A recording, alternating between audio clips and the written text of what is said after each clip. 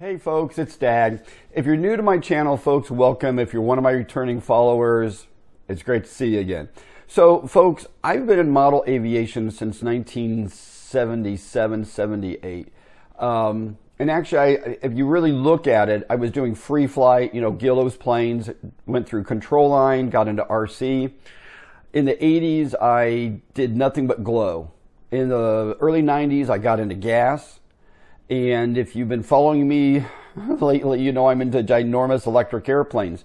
But the reason I'm doing this video, folks, is it seems like every once in a while somebody posts something that's so ridiculous about how dangerous electric airplanes are. And what I want to do, folks, is I want to go through some kind of things I've heard people talk about. The exploding battery, and how it looks like Hollywood explosions. I mean, where things are just blowing up. It's crazy. When you're charging it, it's like you're wiring TNT or something. It's so dangerous to charge LiPo batteries. You got high voltage. Well, folks, 22 volts DC is not going to blow you up. And then there's a lot of people like, well, gas is safer, glow is safer. So, folks, what I want to do is I want to just explain to you from my viewpoint. I've been doing electric since about 2008, 2009. I have 5,000 flights, roughly, on electric model airplanes, and have never had a LiPo fire. Never had one blow up. I did blow the shit out of an A123 one time because I charged it wrong, and when it blew up in my shop downstairs, it was like a shotgun going off. And there's little pieces of paper, and it blew that battery all to pieces. But it was 100% my fault. And when I look at flying electrics, and you might say, well, how do I know I have 5,000 flights? Folks, I keep logbooks on all my big electrics, like my Emmaselle 1, I had 1,350 flights on it. My Emmaselle 2, 135 flights on it. My OV-10, I only have about 75 flights on it so far. My Avanti that I highly modified, I have almost 400 flights on it. And I actually keep kind of a running log of how many flights. And since 2008, if you add up all my flights, it's about 5,000. And most of the time, the way that I put current through my LiPo is I only get about 300 flights out of them before the internal resistant goes through the sky, and I have to use them in something that doesn't pull a lot of amps. The Emmaselle 1 and Emmaselle 2 pulled about 100, well, the Emmaselle 1 pulled 160 amps. The Emmaselle 2 pulled about 220 amps. My OV-10 only pulls like 68 amps per side. But when you're pulling a lot of current through LiPo batteries, it does cause the internal resistance to go up, and over time, those batteries will go bad. But folks, here's the reason I think I've never had a LiPo fire. Knock on wood. I have good chargers. I rarely charge my batteries at home. I charge them at the field. I built basically a case that's got 100,000 milliamps of batteries in it, like computer batteries, lithium ions. I can charge that up and take it to the field and get 30, 40 flights out of my airplanes and don't even need a generator. But the thing is, well, and that's another thing, folks. I've had so many people reach out to me and say, I can't believe you're flying electrics because you're trying to save the earth. You're a tree hugger. Folks, the reason I fly electric airplanes is because the huge Dirk Diggler type torque for me to turn big scale propellers. Now, folks, I've flown glow, I've flown gas, I've flown everything but turbines. And this is the way I look at model aviation. Some people like redheads, some people like blondes. Some people like girls with big butts. I like girls with big old Hindenburg boobs. I mean, just my preference, okay? Even my dog Wally, he loves girls with big boobs. But here's the thing.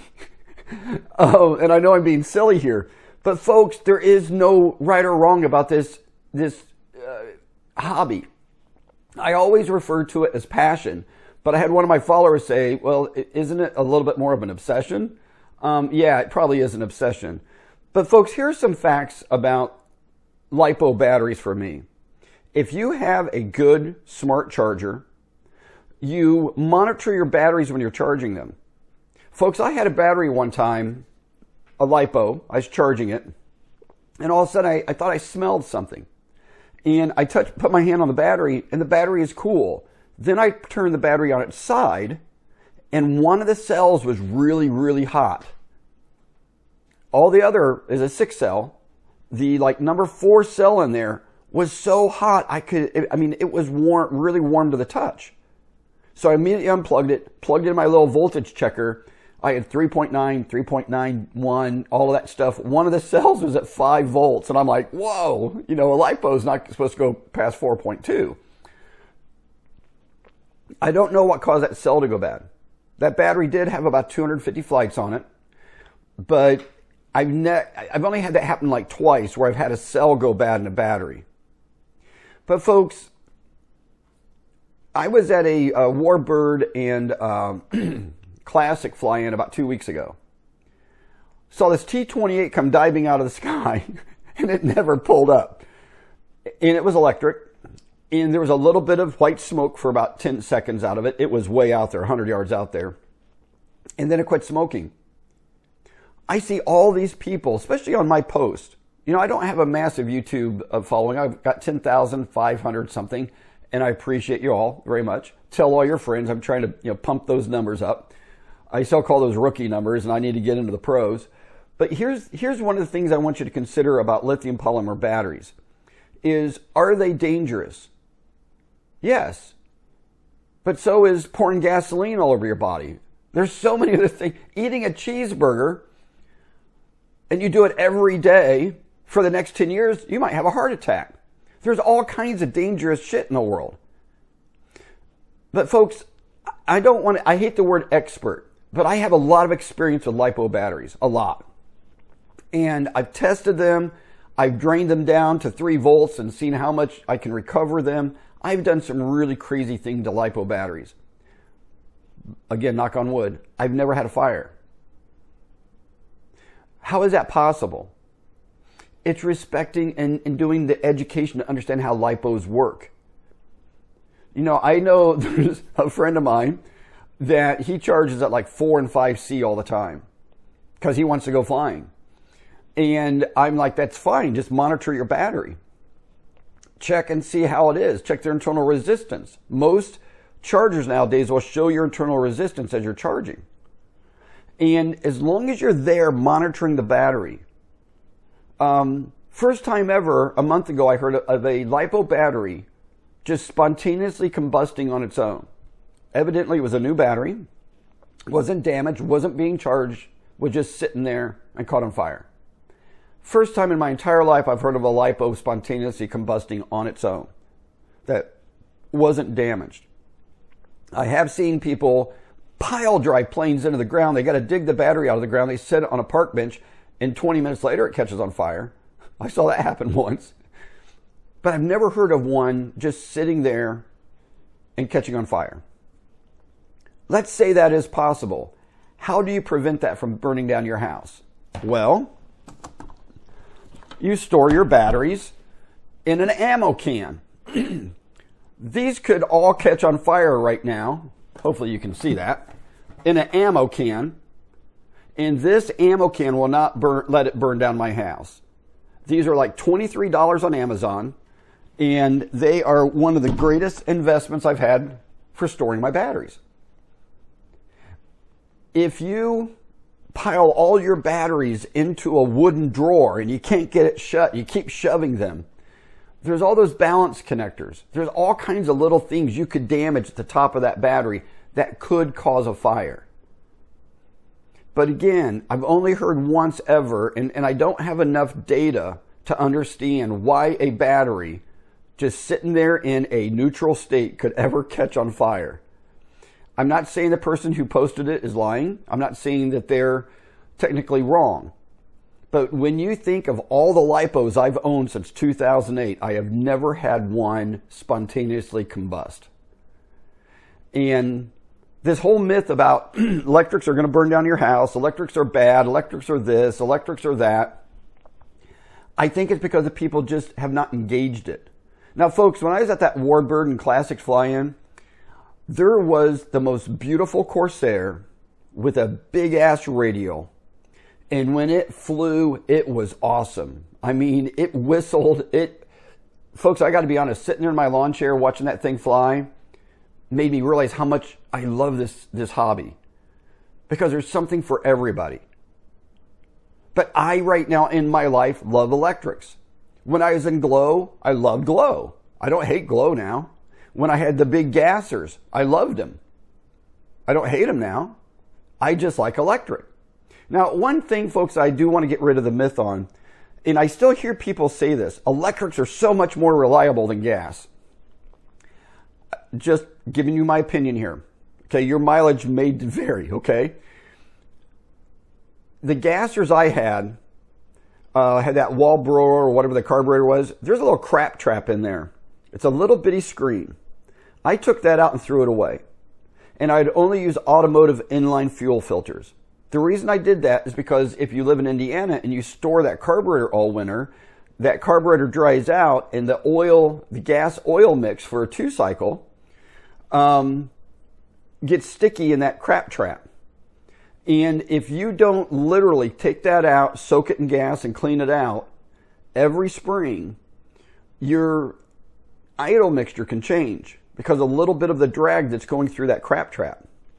So I've gotten gas engines to be 100% reliable. And I'm not kidding, 100%. I always clean my gas, use good fresh gas, always maintain the engine. Now on glow, there's something that happens with glow. And I'm not saying I'm right here. Again, your mileage might vary. But barometric pressure changes. You're always tweaking that needle.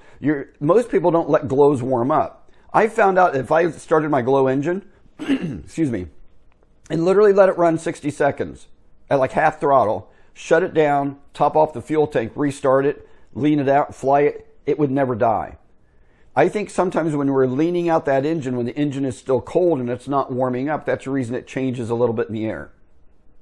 But folks, glow is kick-ass, gas is kick-ass, electric's kick-ass. The reason I don't fly turbines is it'd be like black tar heroin for me. I would invest all my money in it. I would be addicted to turbines. I would lose my wife, my dogs.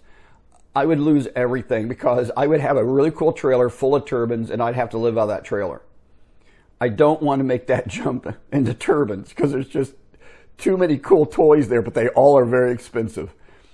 But electric, I know, folks, most of the planes I fly are $3,000 to $5,000 planes, and I know not everybody can do that. But the kind of turbines I'd want to get into is probably $10,000 to $15,000, and that is awesome, but I can't do it. But when I think about LiPo batteries and electrics, and I think about the torque we get, the realistic prop size we get, when you think of all the things with LiPos, there is a learning curve. When I first got into electric airplanes, I hated it because we didn't have the ARFs that were plug and play. The ESC was always chosen for you. The battery was suggested for you. The motor was already sized. All the servos were installed. When I started electric, I'll never forget, I got this really cool in-runner motor, not an outrunner, an in-runner. Got this neat little ESC, got a little like 3-cell. I didn't realize though, it wouldn't fly off 4-cell. So I flew the plane on 3-cell, like 10 flights, thought, yeah, this is pretty cool. I'm going to put a 4-cell on it. Put the 4S in there, flew 3 flights, like, man, this thing's got big Dirk Diggler balls. It flies like great. I mean, this is really kick-ass. But then the motor just quit working. And I realized I burned up the motor, the brushes and armature and stuff. And folks, it took me a year to really start to understand electrics. Nowadays, it's much easier, but there's still a learning curve in how you charge your batteries, how you store your batteries, how you check the internal resistance on batteries. If you've got a generator that you're going to take to the field, you got all that gas you got to carry with you, unless you have power at your field, which a lot of fields do have power. Some don't. We have a big, big, beautiful field where I fly at, but we don't have power coming into it. We use generators, or I use my big, what I call my turbocharger or whatever you call it. I did a video on it before, folks, so I might put a picture of it up here. But what's really neat about this hobby, folks, there's something for everybody. And my Emmaselle 2 did have an ESC catch on fire in flight. I crashed the plane, took the wings off, fuselage is fine, it's going to be rebuilt. In all of my flying of electric, that's the only time I've had a plane crash due to it being electric. And I still blame myself because I was having ESC problems. I shouldn't have flown it. I should have taken it home, troubleshooted it, and figure out what it was.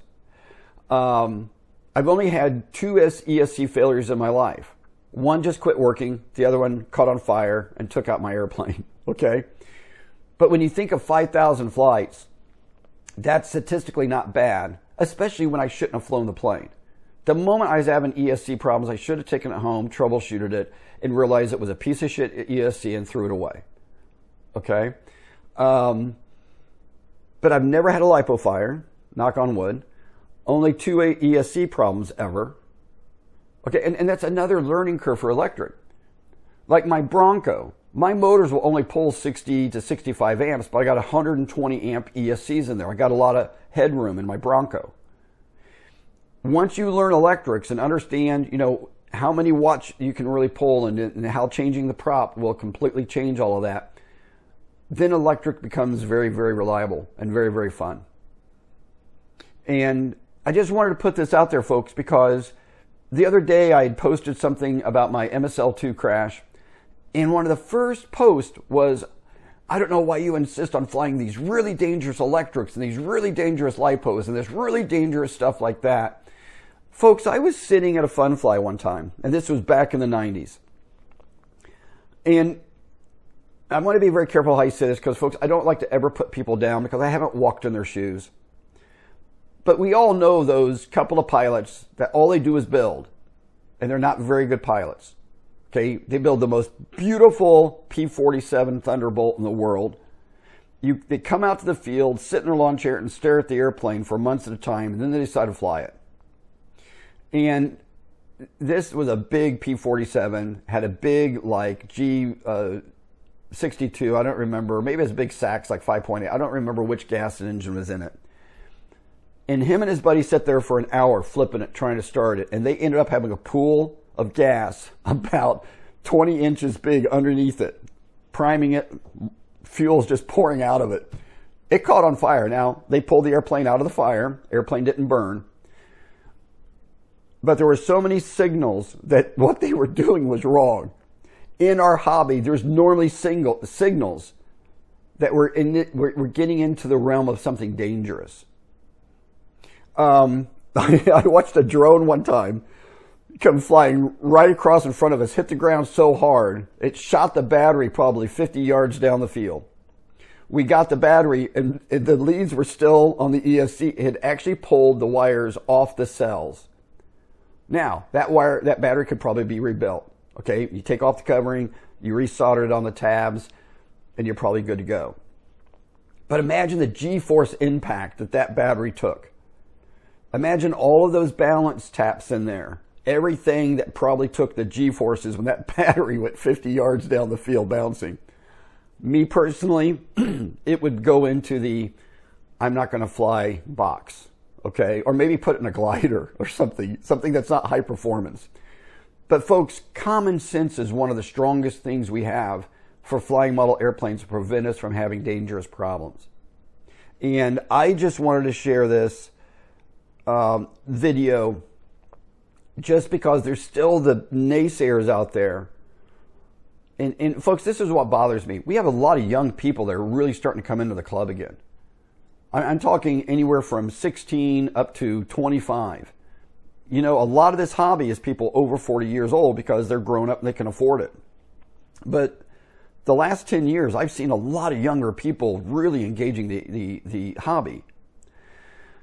And I see people sometimes say things to these younger people like, why are you doing that? That's stupid. Why would you ever say somebody's doing stupid?